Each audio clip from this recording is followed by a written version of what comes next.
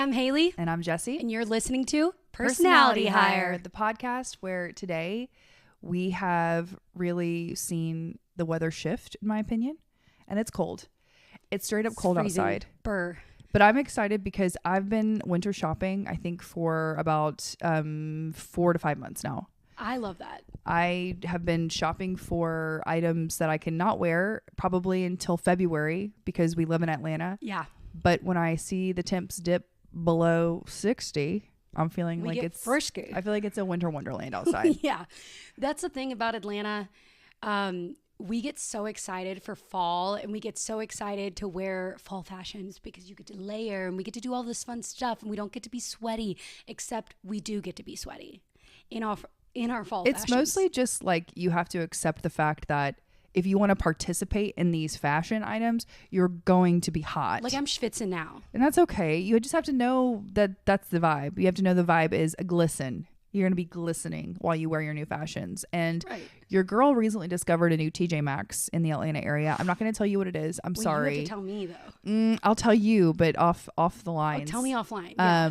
But this is...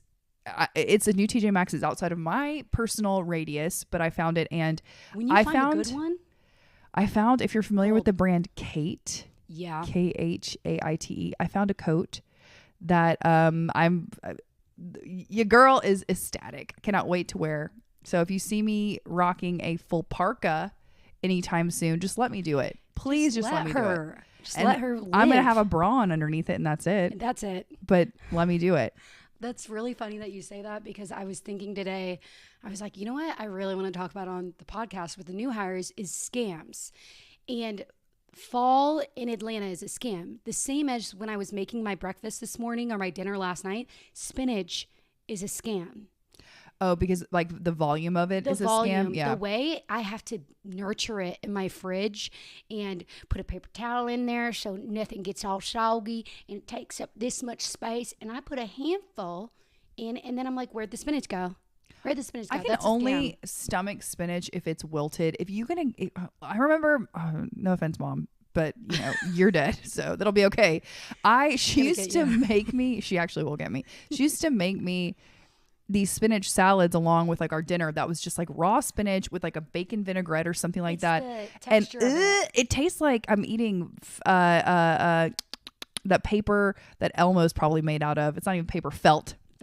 It tastes like felt. It does. It's the texture where your like mouth goes like this, and it's like nails on a chalkboard. The way your teeth squeak against. Honestly, Big Spinach, don't come after us. This is our personal feelings. But it tastes like I'm eating an Elmo. Yeah. It imagines how a Muppet would taste. That is what spinach tastes like to me. Like it's furry, horrifying. Again, Big Spinach, don't come for me. I'm sorry. No. Just do what you got to do, and I'll do what I got to do.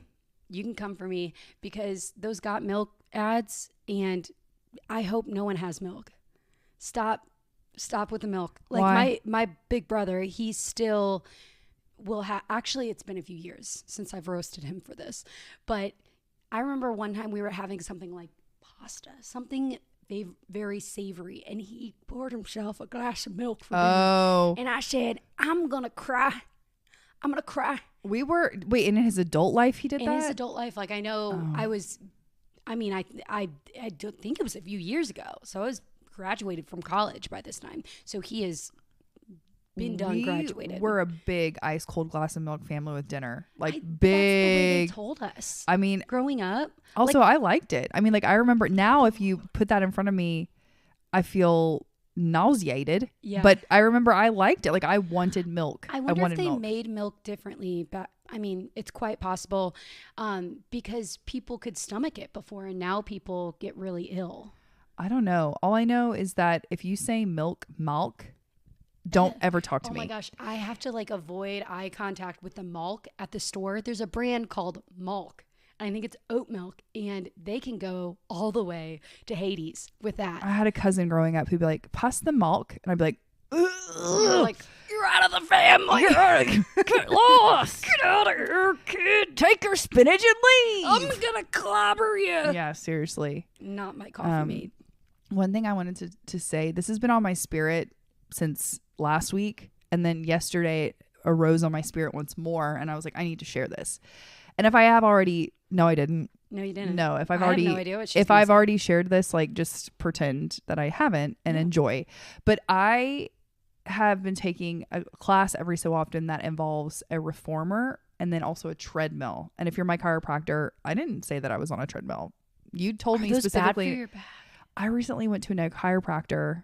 And he, number Like one, he's a Looney don't Tune. come from. He's a Looney Tune in the best way. He is a nutter butter. But he told me specifically for my ailments, don't you be getting on no treadmills. Wonder why. He said that it helped. Spine It just, compression? yeah, he's just like, it's just over and over again. You're just smacking your spine. You're smacking your hips up into your spine on this hard surface. He said it's no good. Usually they're bouncy. He said if you can, he's like, get outside and run. And I was like, I feel that's like harder because it's concrete. He told me in inertia. He said he's a doctor, so I just gotta believe him. That's what he told me. Yeah, but don't ask my dad if chiropractors are doctors, by the way. Oh yeah, I mean, He's I think anti-chiropractor. I think you have to know what your ailments are, and you have to really go, and then you have to verify for yourself. For me, it's working really great, and that's all that matters. My sciatica is the flaring has been less, sciatica is tough. Yeah, but anyway, this man told me not to get on a treadmill, so don't worry about me. Yeah, and also she never did. Just she's only on the reformer. She stretches during that. Close your ear holes, but I got on this treadmill on this workout class, and it has been a huge, I'm not bullshitting when I say this, it has been a huge source of fear for me to get on a treadmill for a long time, and I finally overcame my fear. So I'm very fucking proud of myself, because one time I went to a workout class that rhymes with Larry's shoe outpost. Sounds like Larry's shoe outpost, but it's a workout class. You did the math, you figure it out. You are doing a lot of different circuits, and you're having to get on a treadmill for one time. Oh my gosh, these treadmills are very thick and foamy and bouncy, and I wasn't used to it. I got on this treadmill at one portion of the class. Like curved? I think they're kind of curved, but they're also just those really ones will get you going. They're just thick and bouncy, scary. almost like a trampoline, and I wasn't fucking used to it. Anyway, I got going, and I was really trying to show up and show out, how they say, and I fell on this treadmill like hardcore. And instead of just letting the treadmill I could have done a million things to prevent this. Me away. I held on. And so my upper body was holding on to the top of the treadmill, and then my bottom was just blowing in the breeze. It looked like I was a fucking worm. Just delete with just put on. And I just kept holding on, and I didn't know what to do. And then I said, I guess I got to let go. By this time the class had just stopped, and everyone was like, except for the instructor. The instructor was the only person. She kept going, and 5, 6, hold it there. You've got 15 seconds more. She did not stop. And I said, all right, I'm going to let go. And I let go. And I was going with such fervor, with such velocity on this treadmill. I let go, and I just flew into a rack of weights. My whole body just, I just flew into a rack of weights. And still, the instructor did not stop. She did not stop. I was bleeding. That's wild. I was bleeding profusely out of my shins, out of my knees, out of my face. I was bleeding profusely, and I just stood up and I walked out the door, and I never looked back, and I've never been back. And I haven't really been on a treadmill since, except for recently. Did I hold on to the treadmill I was running? I was holding on. I was holding on with both hands. I would think that you would like lightly hold on so that you could release. No. I was holding on. I was yabba dabba doing my legs. I mean, my legs are barely. I'm mostly an arm workout at this point on the treadmill, because I'm like holding myself. Yeah, I'm yabba dabba doing. That's amazing. I just want you to know, if you've fallen on a treadmill, you're not alone. And I know it hurts. No, you're not alone. I see TikToks of compilations of people falling on, and I can't watch them, because then I won't get on one, because that is a scary thought. And every time I get on them, like, I'm like, ooh, I'd never go fast. I used to run on a treadmill when I was like supported by a trainer. Now I do not do that. Like when they're standing right there, that's the only time I'll do it, because they're making me, they're going toot, toot, toot.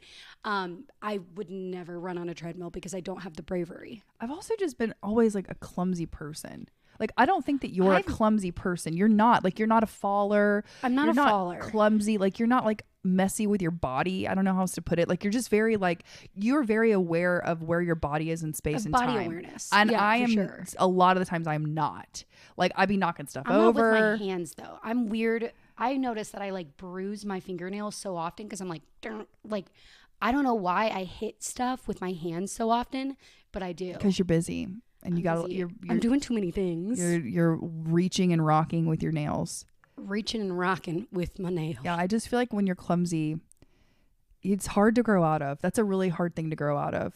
Even as a 30-year-old woman, it's hard to grow out of. It's just like it's just a part of who you are. It is definitely a part of who I am. And that's okay.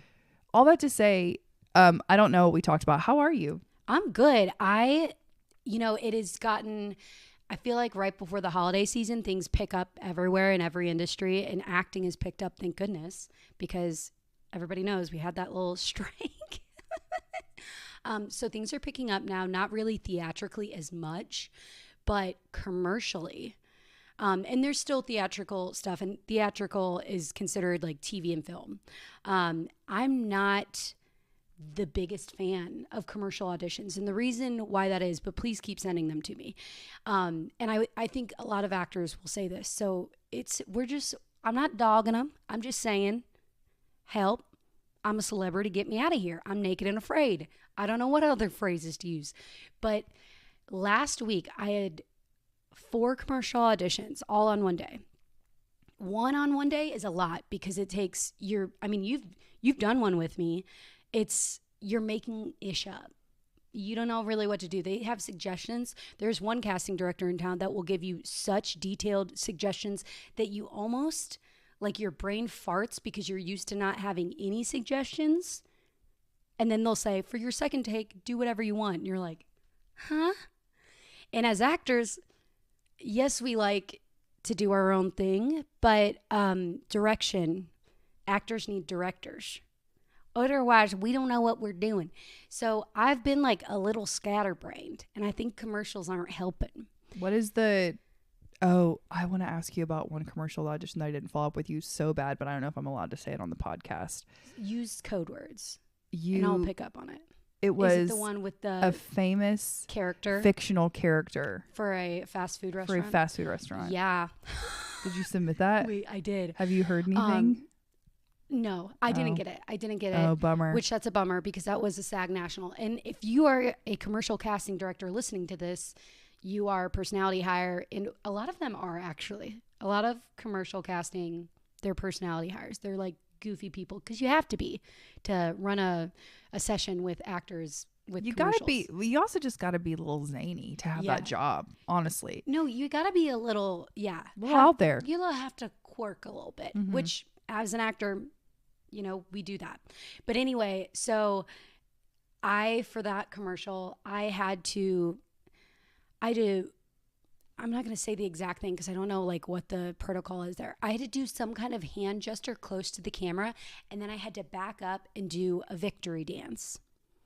Oh, okay. And I had to show my whole body, and I was as if I was this fictional character that is we're still talking. Okay, good. Yeah. I wish we could say what it is, but read between the lines of what this national fast food chain is. This character that she was auditioning as is part of a group of characters that were popular, that are usually very popular in the 80s. Yes.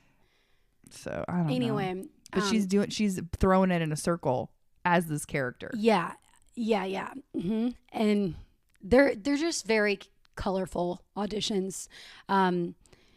You have to imagine things that aren't there that are usually pretty wacky, like things flying past you. And it's not like doing a Vampire Diaries audition where you're getting bit, like those, we train for those things. So I try to think of that training when a burger is flying at my face or something in a commercial audition. You have to tap back into your training as for a those child. Types of things. Like you've really got to tap back into that training. And I'm most deeply sorry that you just heard a thing happen.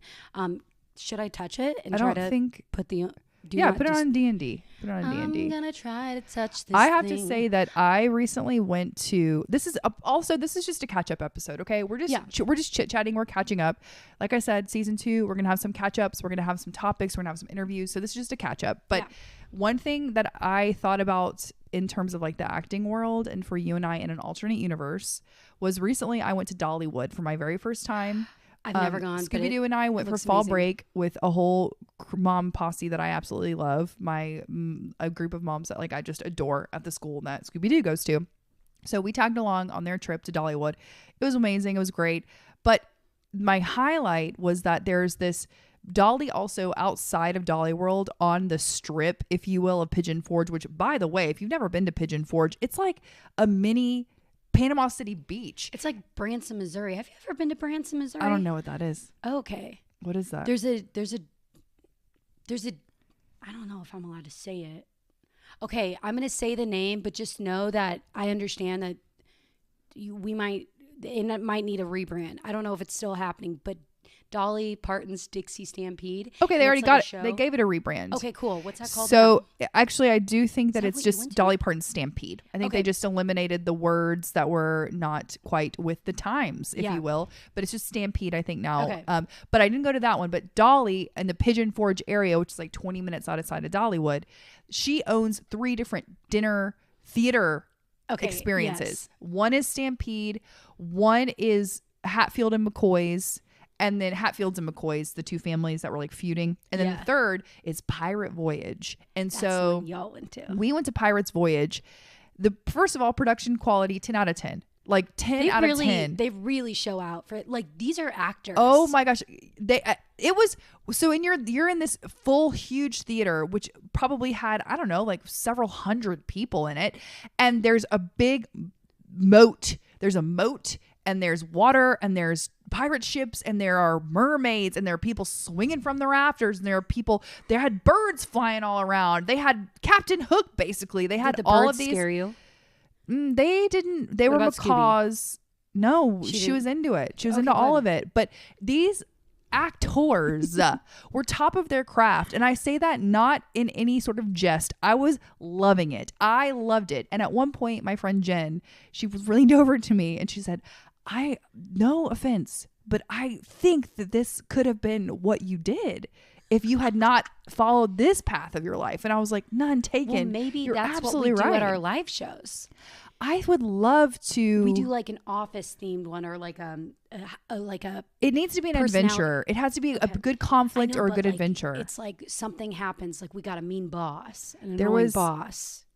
Well, there was a lot of like, so it's back and forth style where like there's a blue team on one side and a red team on the other side. The pirates are at it. So we have to have battles. There's a battle aspect to it. There is at one point a mermaid. These 2 hot girls in mermaid tails swim up out of this lagoon with their mermaid tails on and open up these giant boxes of treasure and look at the crowd, and they're like, "Ooh, gold coins." Mateys," and everybody's saying "arg," and it was great. When they passed that is around, not a scam. No, so many things in life: milk, spinach, treadmills, scams.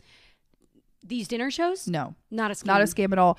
And I will say that they give you, when you order adult beverages, they bring it to you in cups that are extremely large with umbrellas. No umbrellas, but just very fun straws. It's pirate, so it's pretty rustic, you know. Okay. But the portion sizes are moss. Is it very muy like grande, sweet? If you will? Well, no, like I just have wine, but they give you like, it's huge. Very, what are those called? In a stein, chalice. a chalice or a stein, and at the end of it, they passed around these physical cards that you were supposed to write out your thoughts, feelings, suggestions, comments, concerns.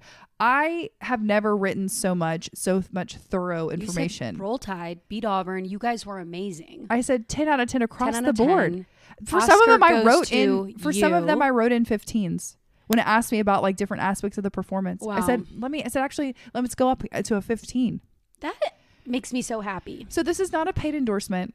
I would love for it to be. I could even go into more in depth. Sponsor. I'm gonna reach out.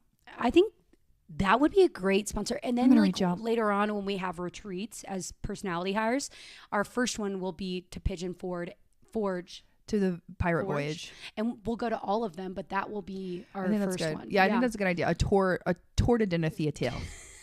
And I just want to say that to all the kids that are up in Pigeon Forge, hustling and living their dream, I just want you to know I see you and I'm proud of you. And I feel you. And big ups, as they say. It was great. I will say sometimes I'll get my agents would not put me up for those things, but on casting websites, when I get emails saying there's blah blah blah amount of roles in the this part of the country that match your description, and I'll see it, and sometimes they're like dinner theater ones, and I'm like, what if? Do you know who else I think in a past life was a dinner paid well, was a dinner theater performer? Pink. I think Pink for sure. Pink wants and to swing Jessi. from. They both want to swing from the chandeliers. They want to swing from the chandeliers from the Pigeon Forge. The only thing I will also tell you about Pigeon Forge is that we were in this really cute hotel, again on the Strip, and it was like an old motel converted, and it was so great. It was perfect for what me and Scooby-Doo needed. But in the nighttime, when it was the right time, it's so cute. But in the nighttime, right time, we are directly against. I mean, Were there clurbs? We were butted up against. I wish. Oh. We were We shared a wall essentially with a UFO laser tag. Roller coaster combo. I could have never guessed that. I could have never guessed UFO theme roller coaster laser it? tag combo. No, we didn't go on. I mean, it's kind of freaky. Okay. And at the nighttime, I didn't know how big it was because it was indoors. I had to turn on so much white noise because all we heard was beep bop beep boop bop beep bop boop like all sorts of freaky would have been noises. Wild if you took a melatonin. I mean, anyway, but and that wasn't even really complain. It was mostly just like, right place, right time. Yeah. If I would have been with you, we would have gone on it. We would have yeehawed. We would have space cowboyed our way all day. Also, Dollywood was so great. I love Dolly. I have a group of friends who goes every year. Yeah, it's really good. I need to get myself an invite with that group. Dolly's niece performs there and Dolly's uncle. Oh my gosh. So that's about as close as I'm going to get to Dolly, but you never know. At she one could point, be a guest of the pod. This is my last Dolly thing I'll tell you, and this is it. I think I might have already told you, so if I have, you can stop me. But at one point, you didn't tell any of them. Oh, I didn't tell you guys. Yeah. But at one point when we were at Dolly, there's this like play structure there that's almost like it's intended to be musical instruments. So it looks like it's made out of garbage. You know what I'm saying? Because Dolly has some really humble roots, some humble beginnings. So it looks it's kind of like Sesame Street looking. More again back to the rustic, more rustic, if you will. More like artistic. Like, look, this could be a drum. More, yeah. Like I found this piece of trash at the scrapyard, and we put it together for it to be a drum, for it to be things. Anyway, Scooby-Doo's artistic. She's yippity yapping on these, making her own beat, and all of a sudden this woman who looks, in my opinion, like she's in a Rascal, which is a mobility scooter. It's a brand of a mobility scooter. And I'm particularly fond of Rascals because when I was young, my granddad was one for a few family trips, and they always get you to the front of the line. Like 10 out of 10, if somebody sees you in a Rascal, like you're headed straight to the front of the line. And I always was like, where's Grandpa? We got to get on. 100%. I'm like, no, but did you see my grandpa in a Rascal? That's what I thought. Yeah. That's what I thought. We're going to go to the front. But she sees this woman kind of zip zaps up on Sunny. Sunny is Scooby-Doo. Spoiler alert. Yeah. Sometimes I scoot up, but fine. It's fine. Anyway, so zip zap zops on Scooby-Doo in her Rascal. And Scooby-Doo kind of like slowly turns around because she feels this woman looking at her. This woman looks like to me a cross of Stevie Nicks with platinum blonde hair. So she's a cool older lady with platinum blonde hair piled on hair. Yeah, piled on top of her hair. But she also kind of looks like witchy. You know what I'm saying? Yeah. And so the woman just kind of looks at Scooby and says, "Amazing job! I love the way you're playing these Appalachian instruments." And Scooby just looks back at me and goes, "It's Dolly Parton." Shut up. You didn't tell me this. Was convinced, is still convinced, will be for the rest of her life, that she got to meet DP. But in reality, it was more of like a witchy Stevie Nicks impersonator. That's so cute. Which I'm fine with both of those options. I really think that's so funny and cute. But she said, "That's Dolly Parton." And I said, "That's someone that might practice Wiccan magic, but that's fine." It's okay. It's okay. That's it. Other than that, Dollywood, 10 out of 10. Would recommend. Not a scam. Not a scam. Prices are reasonable. Come on down to Dollywood. My promo code is, I don't have one yet. Jessi20. And you get 20% off. Just try it. Maybe it'll happen. Or you get 20 nightmares from the UFO ride. Take your pick. Not a scam. I think that's beautiful. And I think that there aren't enough places to have childlike fun.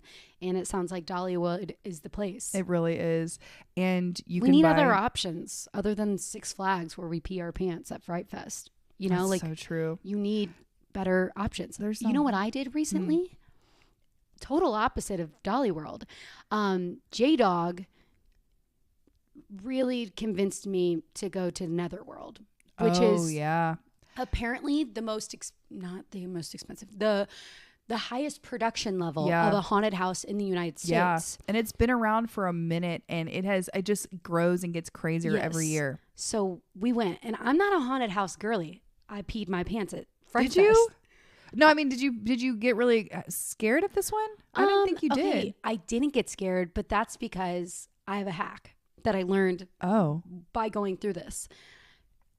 I just thought about the patterns of the fright, of the scare. I go, okay, so this place was so cool, by the way. I will go again because now I know the hack. And the hack is, and this is only if you don't want to be scared. If you like to be scared and you have fun being scared, there's a little element that obviously everybody likes, but I don't want to pee my pants. And I have a history of peeing my pants at Fright and Fest. she's being literal, like quite I literal. literally peed my pants. Go to episode blank in season 1. I peed my pants at Fright Fest. I was 15 years old. Unacceptable. Anyway, twice, by the way. If you listen to the story, there's 2 PP incidences. yeah, PPs in one pair of pants. Anywho, the floors, like everything from floor to ceiling is decked out. So sometimes the floor gets uneven. Like it's almost like you're on a waterbed, except easy to walk on. They build it in a way that you're like gripping, you're not slipping or anything. I would love to go through it with the lights on. Can you imagine if you were going through it on a rascal scooter? Oh my God, it'd be like a haunted ride. It'd be like the Haunted Mansion. Right. But so every year there's a different theme. I couldn't tell you what the theme was this year because I know one of the themes because there was 2 haunted houses. By the way, J-Dog bought the ultimate ticket where we got every experience. Did you get to have a meet and greet with some of the creepy crawlies? Yes, in the middle. Wow. And I didn't like it because they were too into it. And that's a thing for me. Like it's like when I meet an actor who's like, I'm method. So like we're on set and they're the bad guy in the thing we're doing, and they act like a bad guy when we're like at lunch on break in the makeup trailer. I'm like, you got to get help. There's a difference with actors. Like I understand being quiet and keeping to yourself so you can stay in your headspace or whatever, but being weird and being like creepy and mean all the time is scary. So being out of the haunted house, I realize they're still acting, but still freaks me out. They'd run up on you and they had these slidey things on their knees and on their boots that make sparks because they're metal, and they go shh, shh, and they have these like tick, tick, tick. And there was this evil nurse that would come up behind you and just go like she'd scream. I obviously don't want to do it into the mic, and it would honestly creep the turds out of me. So you just have to recognize the patterns going through. So I would be like, okay, weird floor thing. Okay, now dark tunnel. Okay, we're about to get scared by an animatronic bank. Right after that, there's going to be a turn. At that turn, then a scary person's going to pop out. And I went first. And I think it was helpful because in the second haunted house, which was clown themed, which I did not appreciate. I didn't know that I had a thing with clowns. Don't like them. That one I went behind J-Dog, and I think I was more scared in that one. And I don't think it was because of clowns. I think it was because I couldn't see the patterns. Oh, okay. So I couldn't like clock everything. I'm impressed that you had the wherewithal to recognize the pattern because I had to think of something. My hands could not do that. Palms were sweaty, mom spaghetti. Yeah. Like I was literally like, and I had to hold on to my own hands so that I wouldn't like convulse and like smack someone. Yeah, because they did get close to you. That's the thing too. They didn't touch you. I went when I was in high school. Our family had a connection to some people there, whatever. So we would go, and I got to go in high school, and my brother went first, and I just closed my eyes the whole time and held on to his shirt. When he got out of that thing, my brother's shirt had quadrupled in size because I had yanked it and stretched it out so much. It kept stretching, and I kept wrapping it around me because I knew one thing was for sure. If I was going down, he was coming down with me, and he better be man enough and strong enough to put me on his back and head for the hills if something went south. because That's I so funny. don't like that. And I understand that these people are actors. I don't like it. And to your point about taking it too seriously, they do. Sometimes you need to get a gripeth. You Yes. really do, because when I am looking at you and I see that you're in your role, you're in your element, you're in your scary time, like state of mind, that's fine. But it gets to a cringy point as well, where I'm like, you're cringing. No, I me. know for a fact that you go home and you're still into this. Like you're like, man. Oh, speaking of how being can I do this? into it, have you seen a lot of people on the old internets, the TikToks, We love have been showcasing people in these haunted houses and stuff that they're like, why he kind of Like cute? why he kind of cute, yeah. I And didn't they're see into any- these like weird little freaky fracks. I didn't see any cute At the freaky haunted fracks here houses. because everyone was scary, because I know that they go home and they like this. They like the character. So you have to stand in like 80 lines to go into Netherworld. And luckily we went early enough in the season where there was not a ton of people.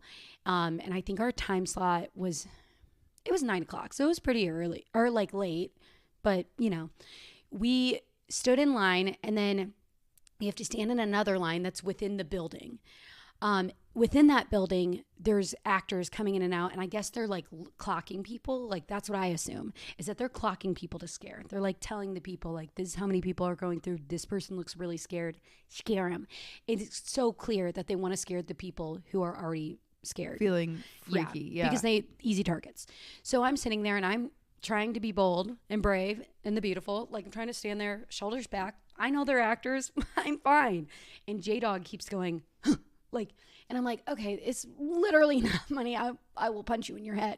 You're like, I can't punch these people, but I can punch you. Punch you, and I will break up with you if you scare me again. So finally he stops, because like he does it like twice maybe. I don't even think he did it twice. I think he got away with one time. And then I said, cute, cute, cute. Never again. Don't ever do that again. And I said, you already got me here, unless you want me to elbow the crotchal region of your pants.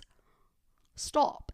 And so he did. But then this guy clocks that, like, I'm like, stop, like, stop. And so this guy comes up and he's like, like growling at me, and he was like, I'm gonna take her with me, and like saying like inappropriate things. yeah. Low-key inappropriate. And like I like giggled, and I was like, okay, like Let's I go. would love to do this, like, because I was like, I'm not scared. And he goes, no, he was like, no, you can't come with me. He's like, I'll find you after. And I was like, ew, I don't like that. Like, I didn't like that. I didn't like the improv there. And then I like looked at J-Dog, and he was like, and we were like, okay, that was weird. And then like afterwards, we were done with it. We'll go next year. Oh no, we went to the museum. There's a museum of, this was actually kind of cool. Spooky as stuff? an actor. Yeah, like spooky stuff, but also like movie props or like the body doubles that they use. They're not like actual people, but they're like molds. The dummies. Yeah, the dummies. For a bunch of really cool shows and movies. So I like seeing that, because I was like, wow, you guys really get after it here, because I didn't understand the lore of Netherworld before going. Anyway, we start walking out, and not a lot of people were utilizing the museum, which shocking. And we're walking out, and then this woman stops J-Dog, and she's like, hey, did you see the blank? Did you know that there's actually like a haunt in here? And a haunt means a ghoul, a goblin, a ghost. A spirit. I was going to say a spirit. He lives here. Did you know there's actually someone that lives here and they're no longer alive? And I was like, I literally didn't need to hear that, but sure. I would say no, because it's going to attach itself to me. Is it a baby doll that blinks or something like that? Wait, no, just wait, because this is going to get you. Because when we were in there by ourselves. And the museum is like a room. It is a banquet size room with things all around. So was this woman the person that worked there, or was she a civilian? There. No, thank goodness she worked there. Okay. Actually, I don't know which one's worse, but she worked there. She loved it. And she was like, well, let me show you. And I like looked at him, and he was like, yeah, let's go see it. I was like, okay. Which I was already getting the heebie-jeebies in the museum, because I was ready for someone to come get me. Like, boo, like scare me. Right. You were like, and also like I was getting chills, and I was actually wearing this sweater, so I should have been warm. Anywho, she takes us back, and she shows us, she's like, it's right here. And I'm like looking at this bookshelf or this like case filled with artifacts that look old. That's all I can tell you. And then she points down to the bottom shelf. She goes, we have to keep it down there because it's broken the glass. It's flown through the glass. We want it on the bottom because that's the only place that it hasn't flown through the glass. It was a child's like leg brace, like a child's little leg brace from the olden times. And she was like, actually, this right here used to be a hospital for children. No. And then it turned into a mental hospital. So it went from being a sick children's hospital for kids with polio to a mental hospital, which you never want to hear anything as a mental hospital. Especially when you're standing inside of it. They used to drill people's brain, lobotomy style, all those things. And so then I get cold. I get very cold. And I look down. I feel very connected to children. I was like, don't you move. And then she started telling us like little like lore that happens. And she goes, yeah, it's really scary actually, because I didn't really believe in spirits before I started working here. And then I witnessed this leg brace doing its thing. And I was kind of like, I didn't want to know more. J-Dog said like, what do you mean? And she was like, well, it like moving violently to get out. And I was like, I don't know if I believe you. Where is it trying to go? Is it trying to find its new leg owner to place itself upon another leg?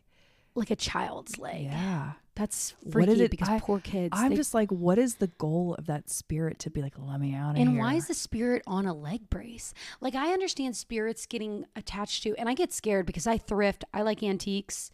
And I'm like, which one of you have a ghoul attached to you? Yeah, like, I'm going to bring a ghoul home. Who's in there? Yeah. Who's in there? Like, yeah. I have no idea. And it's scary. I understand being afraid for fun. I do get that. Yeah. I understand that it's appealing to some people, not me, but some people. But what I don't like is the idea that you're scared of things where you're like poking around at things that you shouldn't be poking around, like ghost hunting, investigating haunted places. Have you ever gone on a ghost tour?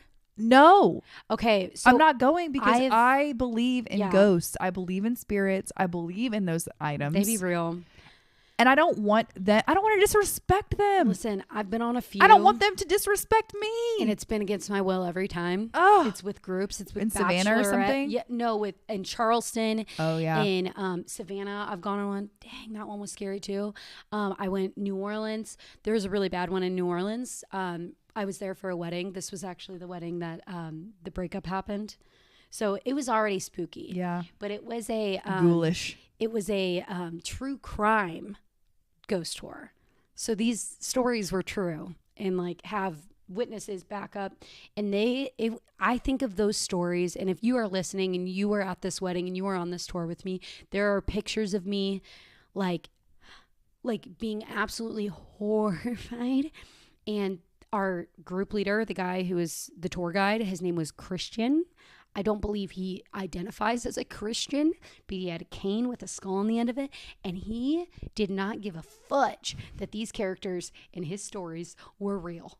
He would just, like, he told brutal stories. And I still think about the stories all the time. And I tell the stories, I recount them to other people. I want other people to relive real. my trauma. My trauma. And that's a scam. I actually don't believe it's a scam. Is that like one of the spookiest things you've experienced, do you think? Okay. No. I was going to tell us to save our spooks for the next episode since it's closer to Halloween, but since we're on the topic, I feel like we should each tell maybe like one of the spookiest things that's ever happened to us. Okay. Do you have one? I'm trying to differentiate scary and spooky. Because I don't think, to me, being scared is different than being I think to spooked. me like spooky. So are we doing spooked? I was going to do spooky because it didn't really scare me, but it was definitely like spooky. And it has to do with my mom. And so like that's why it's more spooky to me than scary. Yeah. So my mom passed away in 2018. And when you are getting ready for the funeral of anyone, it's so weird because you're going through the motions of needing to like get ready to go to an event, i.e. the funeral, the memorial. So you're like doing these things that are like, get ready with me. Get ready with me to go to my mom's funeral. And it's like, why am I trying to look good? Right. Like you're going shopping for a dress. You're going to get your nails done, like that kind of stuff. It's horrible. It's very weird. So anyway, my sister and I, when it needed to get our raggedy nails done for my mom's memorial. And my mom loved OPI, Mrs. O'Leary's barbecue. She loved that shade, and it's such a great shade. If you've never seen it, like, it's so good. It's like Mrs. O'Leary's barbecue and Lincoln Park After Dark, like those two on rotation all fall and winter. So we go to get the nail salon that my mom would go to up the street from her house, like in her small little town with my dad. And I'm looking for Mrs. O'Leary's barbecue because I want to use that. It was like, a little homage to my mom as we're like getting ready for her service. I can't find it, but I do find Lincoln Park After Dark or something similar. I can't remember the exact nuance of that. Yeah. But I grab the similar shade and I'm like, all right, fine. And I sit down in the chair and I put the shade down, and the guy was like, is that what you want? And I look at it. We both just look at it and I go, yeah, I guess. And we both look at the bottle of nail polish.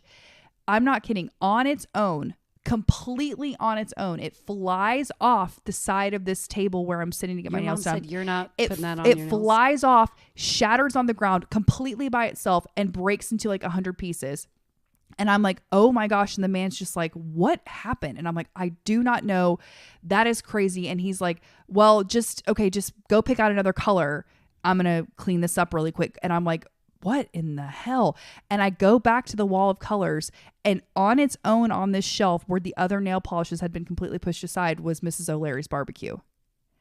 And to this day, it still gives me the freaky, fracky chills. I just got the chills. And I know for a fact it was my mom or somebody who was like, girl, I told you no. I want you need to wear this one. But that nail polish moved completely on its own and broke on the ground into a million pieces. And then when I walked to that wall of nail polishes, it was like the seas had parted, and the only thing that I could even see in this whole like blank area of the wall was just that one bottle of nail polish. So I picked it up and I said, sorry. I'm so sorry. I got the right one now. But this is even better. And I sat back down and I said, I found one. You said, Mom, can I turn my massage chair on now? Thanks. So anyway, that's like the spookiest thing that ever happened to me. That is very spooky. But it didn't scare me, but it was just like weird, It's like, well, you can't explain it, which is scary, but not scary, but yeah, spooky. Just weird. A lot of weirdness. But not scary weirdness. Just weird. I think that's like a cool spooky story because it's not malicious or weird. It's nice. No. I think that like reminds me of what my spooky thing is I didn't grow up like hanging out with my grandpa a lot just because he was busy. He remarried to a younger woman, so he had like a family. But when I was deciding to either move to like LA or wherever for acting, a big part of me choosing Atlanta was one, the market being awesome here, but also my grandpa was getting older and he lived in Macon, just below Macon in Fort Valley. So I could kind of look after him. And this is after his health started to decline. So me and my grandpa, I would go down there, and mind you, I'm a grown woman practically, and he is a very old man. Practically? Yeah, like, practically. I'm like, I don't know if I'm grown. But we just connected. Like, we could talk. He had horrible dementia, by the way. So I just always understood him. And he got really sick at the end of his life. He got the flu from, whatever. And he got really sick because when you're that old, like the flu will take you out. Mm-hmm. So we were in the hospital, and my dad and my uncle were there, and something would start happening with my grandpa, and I would be like, he needs this, and it would be what he needed. And they were like, how do you know? And like, I would just like know exactly what was going on. He would like look at me, and I would be like, yep, he needs this. And afterwards I was like, what the heck? Like, you were dialed into his spirit channel. We were dialed in. And then I knew this was very spooky, and I will never forget it. And I don't know if God was protecting me by, which I don't know. And if God, I know you're listening, and here's one thing I want you to know is that the devil tries to come for me and tell me that I'm going to know things. God is subscribed to our YouTube channel? For sure. Okay, for sure. God. He's our number one fan. First. Which if you're not also subscribed, God does it, so you should do. I'm just kidding. But yeah, subscribe. I knew I had like thoughts and not premonitions, but I knew exactly how I was going to find out about my grandpa dying. I was like, I know that I'm going to be, I was in an acting class, but I was an assistant to the teacher. And I knew I was going to be in that acting class. And I knew, and it was once a week for an hour and maybe 2 hours long, I think. I knew. So that's 2 hours out of my week, out of the whole week. And I knew I was going to be in there, and I knew I was going to look down. I was going to be my dad. I was going to have to walk out, and I was going to have to say, I need to answer this. Like I knew, which I never answered missed calls, or calls in the acting class I'm working. And I knew I was going to look down and see that, and I was going to have to come in and sneak in. And I remember thinking, like, how am I going to go in to go get my stuff when I'm crying? Like, how am I going to do this without disturbing the class? How am I going to tell blah, blah, blah? And I knew I was going to do it, and I was going to immediately text the teacher and say, this is what happened, and go home, whatever. And that is how it happened. You had a full premonition. I knew exactly how it was going to happen. And I think that's so spooky. You and your grandpa were dialed into the same spirit radio station. We were. And sometimes I still I'm like, this is what Grandpa Joe thinks about this. Like, I don't know what the heck. Because it's not like we knew each other that well. I knew my Grandpa Bud way better. But I definitely believe in the idea that you're connected to your family and your ancestors even. And sometimes this tie is stronger for other people, to certain people that maybe they've never even met or don't have any kind of direct correlation with. Sometimes that ancestor can still be so connected to you. And I fully believe that. And you guys definitely had that. Because there are so many things. I do feel like, out of my whole family, not including my immediate family, I feel the most connected to him when I didn't even get to know him until he had horrible dementia, which is nuts. Also, I like that both of our spooky things have to do with people that were our family members passing, because being spooky and being scary, I'm not scared by it, are different things. And I actually feel calmed, to be honest. I always remember this song when I was a kid that was like, it's kind of fun being scared when you know it's not for real. And it was something that I would sing to myself. What's that song? I don't know. I'll have to I look kind it of up on the need internet. that song. That's like the song that you need when you're going through the netherworld, which is not a scam. It was very real. The actors, scam, because we know you go home and try to spook your cat. It's close to midnight. Something evil's lurking in the dark. You try to scream. Okay, well, yep. I think with that, thanks for indulging us in our spooky tales. And our scams. Hope you're getting scary scams. Yeah, extremely ready for the spooktastic holiday right around the corner. Wait, I have a question. How many close friends do you have that their favorite holiday is Halloween? Probably 0. Okay.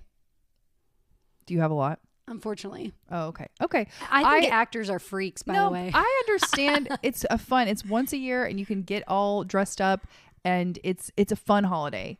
I'm not against it. Being freaky is fun. Being freaky is fun. It is. And it's kind of fun being scared when you know it's not for real. So please rate, review, all the things. Please subscribe. Share this episode with a friend. Please share this episode with a friend.